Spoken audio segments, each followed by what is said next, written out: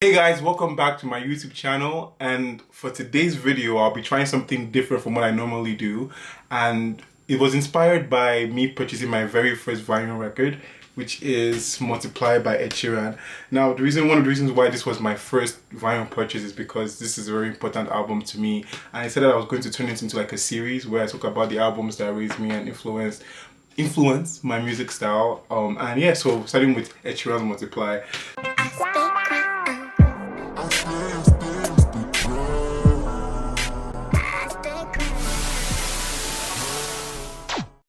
So Multiply is Ed Sheeran's sophomore album, and I think personally it's one of his, actually no, I think it is his best crafted album, just in terms of the track listing and the song, the balance of singles and deep cuts. So I will just spend this next couple of minutes talking about it and kind of how it relates to me. So I think the first thing about Multiply that sticks out to me is how masterful of a songwriter Ed Sheeran is. So throughout the entire record, he's able to weave in the same themes and say kind of the same things in different ways without it ever getting repetitive or boring. And I'm gonna start with the album opener, which I think is one of the best album openers in any pop record. It's his voice and the guitar, and it lays out what I think is the thesis of the album, which is that he's a lover boy. And I think also that one of the marks of a great album is an artist's ability to say from the first song, this is what this is what it's going to entail, and then to build up on it. So I feel like that's one thing that Multiply does really well, is that it shows Ed Sheeran building up on the themes he introduces one after the other. So one of my favorite Ed Sheeran songs, period. It's a song about him longing for someone, but it situates you in a place, which is something that Ed Sheeran is really good at doing. Is when the song starts, it's in the middle of a conversation, so he's talking to, I guess, his ex-lover, and starts with, tell me that you turned down the man who asked for your hand because you're waiting for me. So it starts with the stakes being very high in whatever conversation this is, and it just builds, but he doesn't need more than a guitar and his voice to build on it, because as you see, as the record continues, the production builds and builds and builds. So starting out the record with such an isolated song that's very singular, so such a smart experience. And then one thing I like about this Ed Sheeran album that I don't think exists in all his other records is that he's able to take a sonic moment and stay there for like 2 songs without them getting boring. So for another artist, after one is I'm a Mess, which I'm a Mess again builds on one, but they're very similar, but they're able to stand on their own. So it's, again, we are still vocal heavy, guitar strumming, but I'm a Mess has a bit more percussion. So for another artist, they may choose either one or I'm a Mess to start the record. They wouldn't have both, but because of Ed's writing style and his abilities, he's able to start the album with these 2 very mellow records and them still be very distinct in their own being. So this first part of the record, before we get to sing, is solo vocals, emotive lyrics, and just showing again that he's a lover boy and this is where his mind is. Then up next is Sing, which is like a hard left turn from the first 2 records, right? So he's set up the scene with these solemn records, and he moves from there. He goes on to Sing, and Sing is pop explosion. It's very radio heavy. If I'm not mistaken, I think it's the lead singles from the album.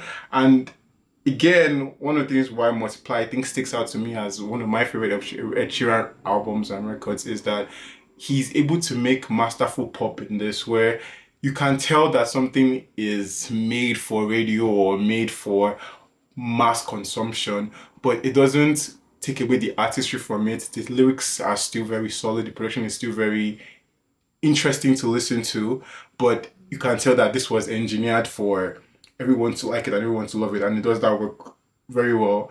Then this part of the second, moving on to the second phase of the album, which is Don't, Nina, and Photograph.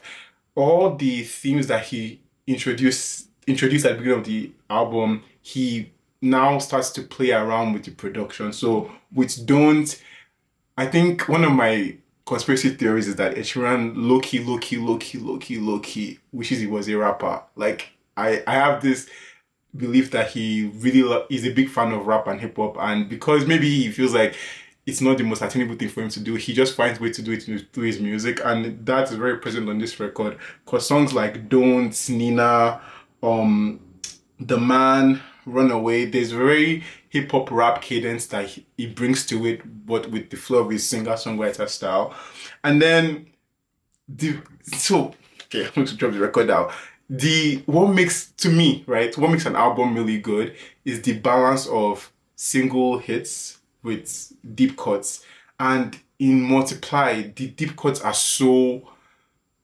they're so good. They're so like the single stand on their own, because this is the album that has Thinking Out Loud, which is probably one of his most known songs. It has Sing, it has Don't, and those are very solid like songs that most people know, everybody knows. But Bloodstream, Tenerife Sea, and Runaway, just that lineup of songs in that order, they show how dexterous he is as a songwriter, how he's able to float between production. Because what makes a great album sometimes is that the person, the artist, is the one that makes everything cohesive. So if you're an artist that likes to go between different sounds and different genres, sometimes you run into a risk of like everything sounding like it has too many cooks in the kitchen. But with Ed Sheeran, his songwriting and his singing ability brings in a song like Bloodstream, which is mellow and has this beautiful production, with Tenerife Sea, which is another pretty song, but mellow in a different way, like in a different bag. And then Runaway, where it's like, again, back to strumming, back to brash vocals, back to performativeness. It's really great. And then he wraps up the album with The Man, Thinking Out Loud, and I Fire Love. So those are like my general thoughts about the sonics of this album. Great songwriting, fun production, but tied in together by a theme and a thesis. Now, the reason why one of the things I want to talk about, apart from the album's nature and the track listings, how it affects me as an artist, right? One of the things that sticks out to me about this album, to me in my artistry specifically, is Ed's style of singing. I remember this album came out in 2014 June, and I believe around the same time Sam Smith's In the Lonely Hour had come out. So there was a bit of, and James Arthur was still like coming up on the music scene, on popular music scene anyway. So there was like kind of like a mini British explosion. And Adele obviously was, Adele had been established by then. So there's like a bit of British explosion happening at this time, with a lot of, kind of like now, but more than, a lot of music coming out of England and the UK.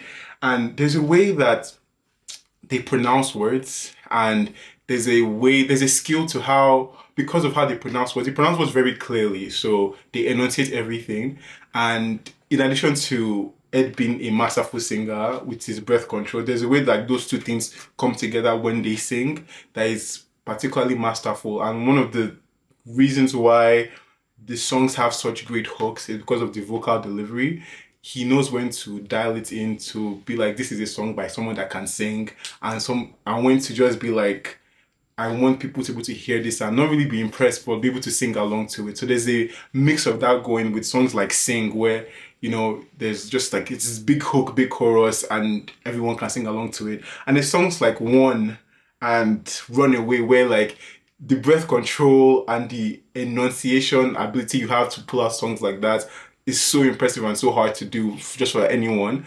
And those are things that, like, as I started to write my own songs, I started to think about more is like, what do I want to place the breath in this, and how audible do I want to have my lyrics sound, and things of that nature. So that is, and the songs here are songs that I also go back to often to inspiration, just like if I want to try something sonically different, or I'm thinking about how to approach a song from a position of place, like where do I want this song to start situated from, where do I want the song to start the placement from, and yeah, so I'm going to give, like, I guess my final thoughts now.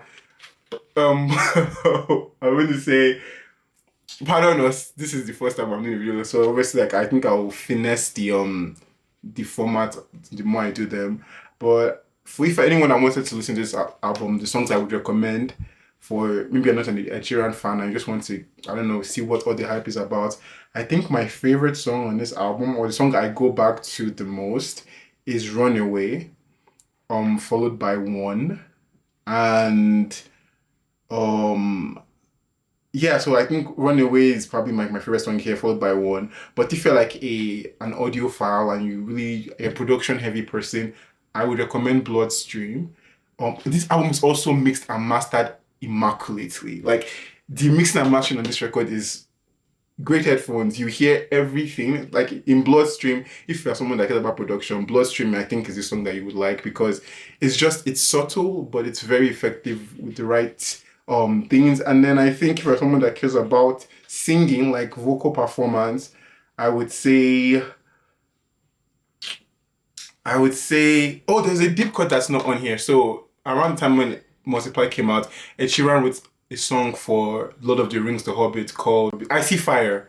I See Fire is a bonus track, I believe, but it does come out with the regular one. I think I See Fire is probably some of his best songs. It's so random because it's a soundtrack song, but if you care about vocals, I See Fire, he's singing. The microphone is on and I See Fire. And I think I think for just general like listening, Sing and Nina are also great listens. Alright, cool. That's the end of the video. I hope you liked it. And again, like I said, I'm going to work on making the formats tight. I just kind of wanted to see what it's like to, first of all, how long I can talk about my favorite records without any prompting, and also like how to make the format tighter. So work on that. But thank you for watching. Please do all the things like, comment, subscribe, and I will see you guys on the next one. Stay crowned. Bye.